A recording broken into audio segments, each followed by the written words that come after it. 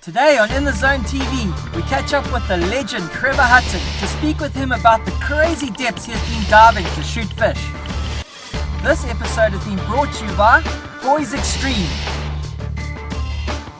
Composure under extreme pressure.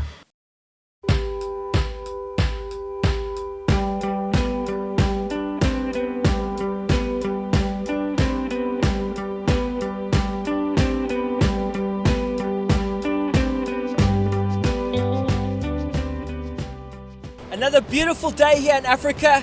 Right now I'm on the wild side of Port Elizabeth.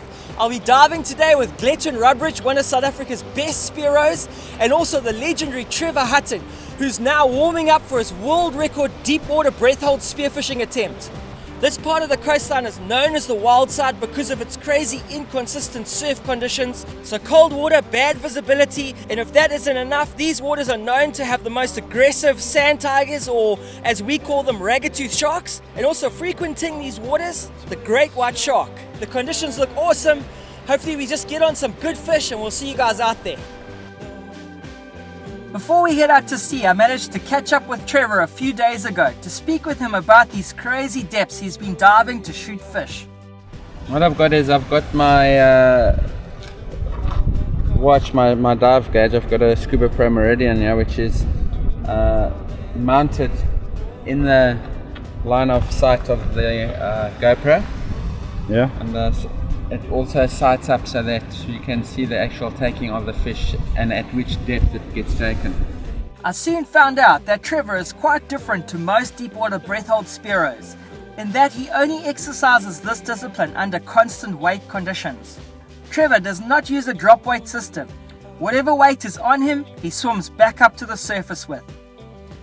And to top it all off, he uses normal plastic fins that can be bought over the counter at most dive shops. Truly a skillful diver and a man that is breaking boundaries in the sport of deepwater breath-hold spearfishing. Deep breath hold spearfishing is a seriously dangerous sport. I'm not going to wrap it up. It's just the fact of life for a multitude of reasons. Firstly, you are diving deep. To give you an idea, we are presently spearfishing at depths deeper than what was winning international competitions 10-12 years ago.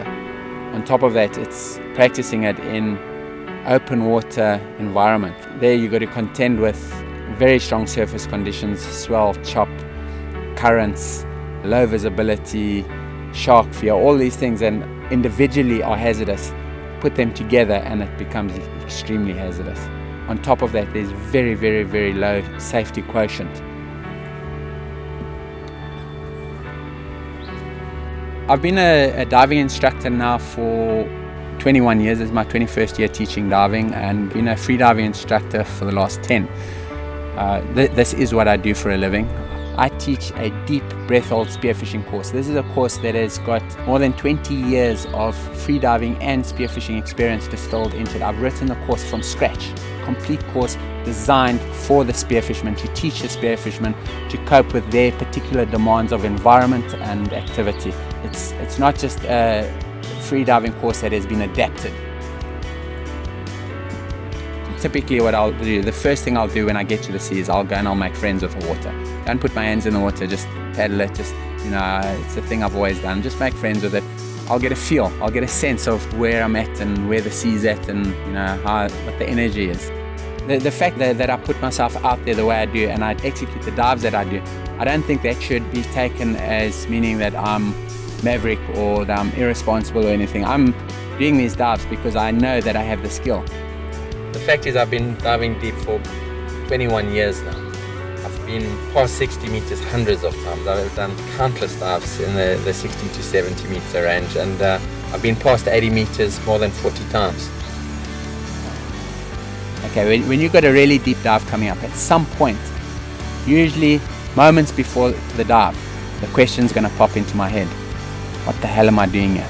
It's moments like that, you better have a very honest answer. Because if you're not honest with yourself at that point, you're going to be in trouble. Now, in my instance, I know. I break it down, I've cut it down, I know I dive to prove myself. Every single year, spearos are dying. from shallow water blackout, and many of them diving depths no deeper than 100 feet. I want to give other divers the tools to be able to make it safer. If a diver understands from the beginning what he's doing and he goes into it with the right mindset and they apply the right technique straight away, that leads to a greater margin of safety. You know, I've seen too many youngsters die in the sport. I've made it my mission in life to make it safer for other divers. My personal goal, that's why they dive as deep as I possibly can and shoot a fish.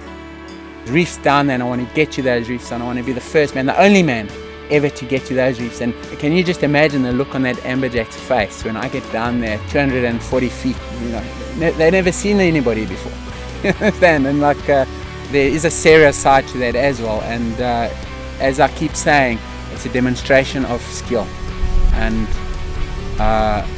I'd like to, in my lifetime, be recognized as the deepest open water operational freediver, deep breath-hold spearfisherman in the world.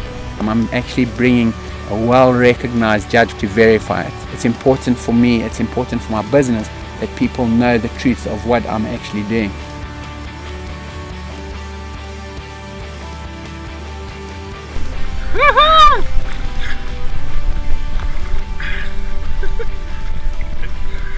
Well done. What's up, bro?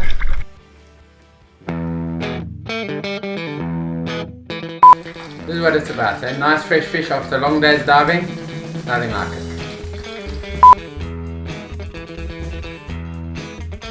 So I'm a master chef.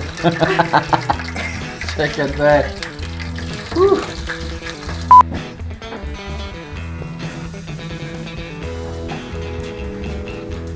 There's some fish. Nice African fly there.